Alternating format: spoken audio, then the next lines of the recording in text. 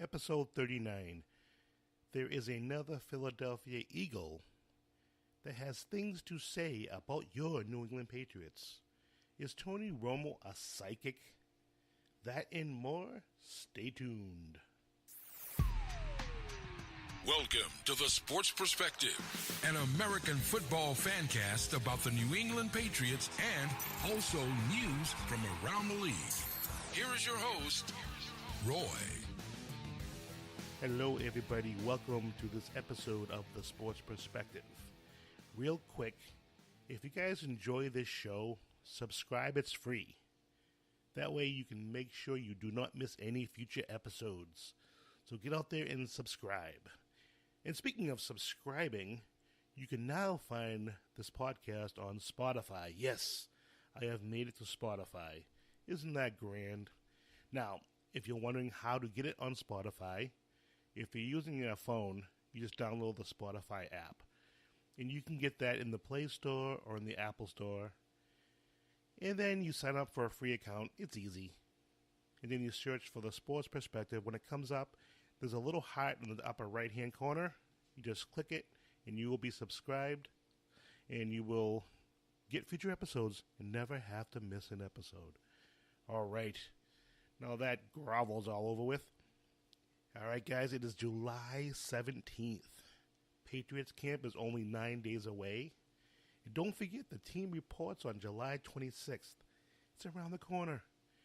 Around the corner. And remember, the 26th through the 29th is open to the public. So get down there and cheer on your favorite players. Man, I'm sitting here recording this episode. It's hot and muggy. And yet football is around the corner. I'm getting psyched up for the season. I hope you all are too. And to give everybody a heads up, I'm working on doing a live pre or post show during the season. I'm still working the bugs out and how it's going to work. And it will also depend on what time the games are, so we'll have to figure all that out. But we're looking at doing some live shows, so that should get interesting. So check back on that, and I'll keep you guys posted. So let's get on with some football news. Okay, everybody. Tom Brady and Drew Brees are chasing Peyton Manning. And what are you saying about that? What does that mean? Well, both Brady and Drew Brees have 488 touchdowns in their whole careers. That's freaking a lot. That is a lot of touchdowns. And that still puts them 51 behind Peyton Manning, his all-time record, which is a whopping, unbelievable 539 touchdowns. 539. His arm must be tired. It's got to be tired. There's no way Brady or Brees will reach that this year. It'll probably take about 2 years for them to do that, for them to pass his record. They both should do it, obviously. Who will hold the record? I don't know. But as far as their career highs, Brady and Brees, say that fast 5 times, Brady's career high is 50 touchdown passes, and Drew Brees' career high is 46. So yeah, my guess is 2019, it gets broken. The big question is, who does it first? And who keeps the record? We can debate that another day. But, well, it's going to be fun watching these two try to pass his record. So, enjoy the race. Now, the NFL Network is not televising Patriots preseason games. Yeah, why does it matter, you say? It's only preseason. Well, apparently, the Patriots have one of the biggest, widest-ranging fan bases in all of football. So unless you live in the greater New England area, and you did want to watch the preseason, live anyway, you're probably going to be tough out of luck. The NFL Network says it's going to air 15 live games in the preseason, and none of them are your New England Patriots. Then, well, you're thinking, well, ESPN's airing some preseason games. Yeah, they are. Nope. I actually understand it. I can understand why ESPN and NFL network are not airing the Patriots, you got to think about this for a minute. They have these young studs coming up from the draft, and they want to highlight some of these kids. You got Baker Mayfield. You have Saquon Barkley rather. You have Sam Donald. These are the potentially future of the league. So you want to spotlight them a bit. Because you figure during the season, the light's going to be on the big players. So when better to do it than in the preseason? And me, myself, I'm looking forward to seeing these kids play. I want to see them in the preseason. But as far as the Patriots go, maybe you can find a game online somehow. Who knows? But if you're a Pats fan and you're not in New England, good luck. Good luck. And speaking of Patriots, keep an eye on Keon Crossan. Who's that, you said? Well, he's a rookie cornerback that they drafted, I think, in the 7th round. The kid has been in Foxborough since minicamp, working out with some of the training staff. That's pretty awesome. 7th round pick. The kid seems serious. Seems like he wants to do everything he can to make this team, because it's going to be tough. We have a lot of cornerbacks coming in, either that are here that have solid positions or guys that want to come in and take a position. So he's in a battle. He is definitely in a battle. But remember his name, Keon Crossan. This could be a kid we see a lot of in the preseason. I'm looking forward to seeing him play. So remember the name. Do not forget or I'll hunt you down.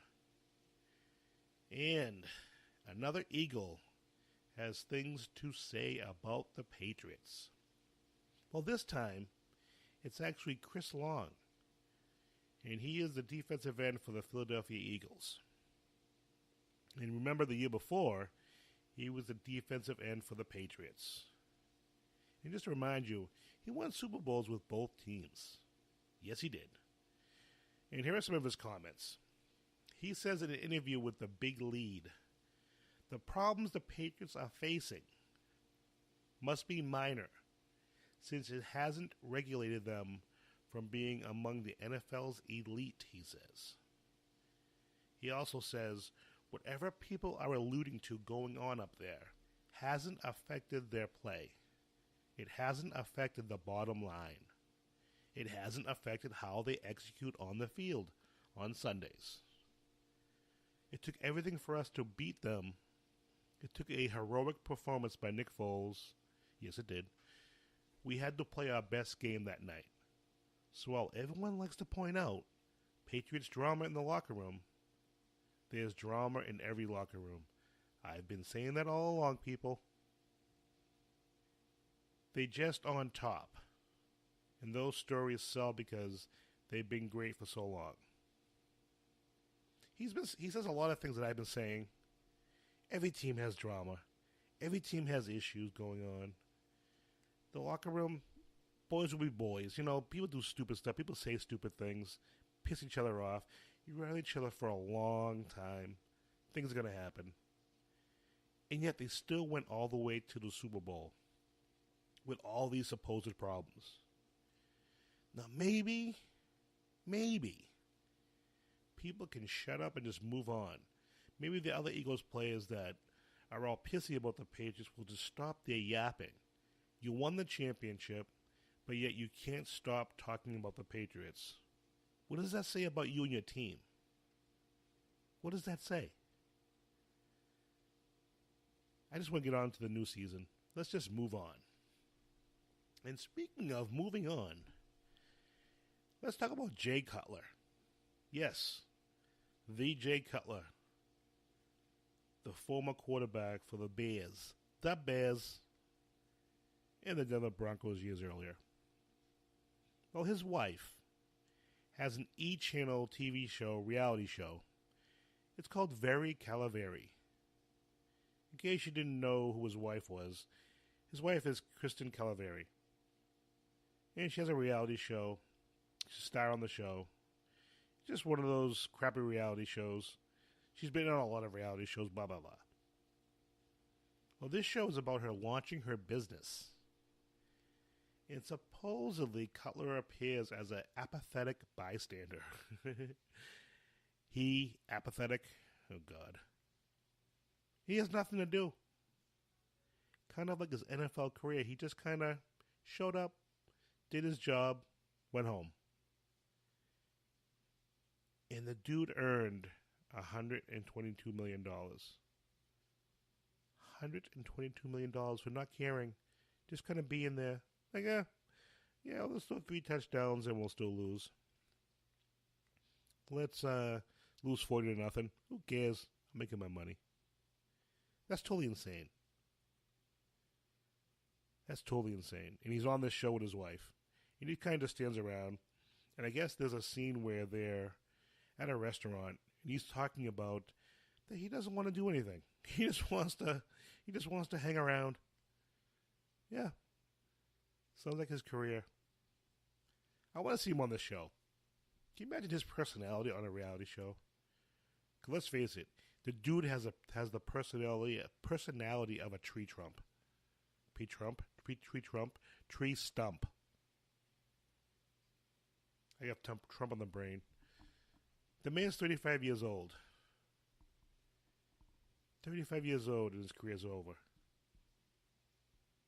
And it's funny, I got this out of an article, and I thought there was one quote that was pretty awesome. And it said, he came, he existed, he left. That's freaking awesome. I love that comment. It's so Jay Cutler. If that quote was in the dictionary, you'd see his face next to it. If you want to read the full article, go to NFL.com, the website. It's under the news section. Check it out. It's a pretty good read, actually. I say check it out. It is good, I have to admit. So, we have a player retiring after 7 seasons, Mr. DeMarco Murray. I'm kind of surprised by this. He was the 2000. He was the 2014 Offensive Player of the Year, and he announced his retirement Friday at age 30. I guess he told Adam Schefter that he spoke to 4 or 5 teams about playing, but at the end of the day, he decided he was done. And a reporter asked him how he knew it was time, and he said he had always heard that when the time comes, you just know. You just know it's the right time. And he said he's been thinking about it for the last couple of years, which is kind of weird. So he was fighting this for the last couple of years about what to do. And I guess in the last couple of weeks, he just felt, I think it's time. I think it's time to move on. You know, and he was a really good player. His stats, let's check out some of his numbers. His rushing yards, he threw for over he rushed for over 7,000 yards rushing. He carried the ball 1,600 times. And he had 49 rushing touchdowns. He made three Pro Bowls. But he was a really good player. Really, really good player. I wish him well. But, he's 30 years old. And he looks healthy. Good for him, because a lot of players leave, and they're broken, and they have a tough time. And he looks pretty healthy, so God love him. Hopefully he's healthy, and he can live a long, fruitful life. So good luck to DeMarco Murray. Congratulations on a really good career. Now, my favorite guy, Tony Romo. He's at it again. He pushes my buttons. He really pushes my buttons. I am not a Romo guy. Not at all. But this time, I am not so annoyed with him. What? Anybody who knows me will be shocked by that comment. He has picked the Super Bowl matchup. And he has picked the Green Bay Packers versus the Jacksonville Jaguars. I don't think it's a bad pick. I really don't. The Packers got Rodgers. When you have him as your starting quarterback, you always have a shot. He'll be healthy. He has some new weapons. And the Jaguars themselves, they have a really awesome defense. And they could have an improved quarterback. could be good enough to put him over the top. But Romo, I guess he's expecting big things from Jimmy Graham. Yeah, I guess. I mean, if Jimmy Graham can get back to his old form, yeah, definitely you get a shot here. Definitely. But he has to get back to his old form. But if he is back to his old form, look out for Green Bay. Definitely. So we'll have to wait and see if Romo's psychic or not. I pretty much say not, but it's really not a bad pick. Really not. But he is loving Green Bay this year. He continuously talks about them. Continuously. So expect during the season for him to be mentioning them a lot. A whole lot. All right, guys. It's a short one today. If you like the show, if you like listening to the show, subscribe to the show. Like the show. If you're on Spreaker, you can like and subscribe. Apple Podcasts, please subscribe, rate, and review. If you have any questions, comments, or just want to give your perspective on what was discussed, you can talk to me on Facebook at Roy Brady. You can email me at sportsperspective17@gmail.com, and Twitter, it's Roy Brady Jr. On that note, everyone, it's starting to rain here, thunder and lightning. Until next week, have a great one.